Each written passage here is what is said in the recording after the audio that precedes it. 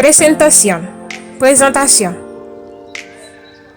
Hola, ¿cómo te llamas? Salut, comment ou relais? Salut, comment relais?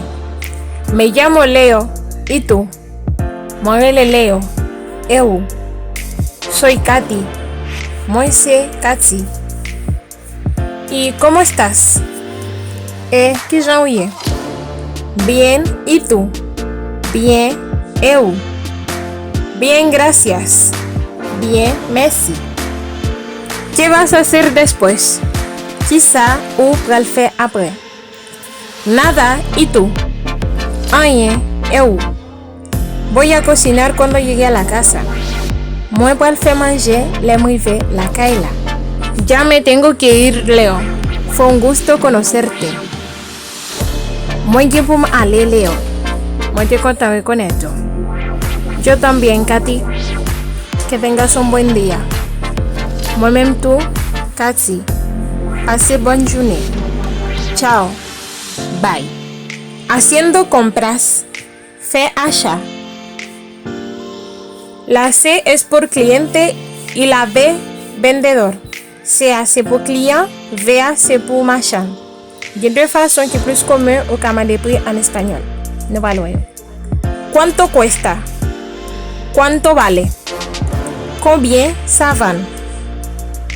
3,000. 3,000.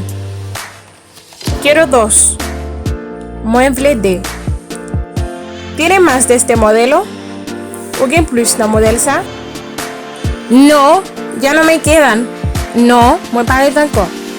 Está bien, dame dos. Ok, vende. ¿Tiene cambio en 5? ¿O bien moneda en 5? Por favor, dice clase pour 5,000. Sí, tengo. Oui, muy bien. Toma. Me. Gracias, bendiciones. Merci, benedicción pour. Gracias, para ti igual. Merci, aumento.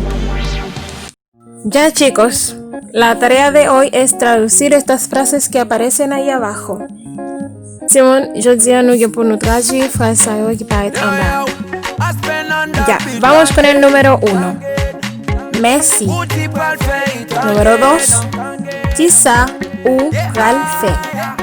Número 3. ¿Cómo te llamas? Número 4. Combien ça va?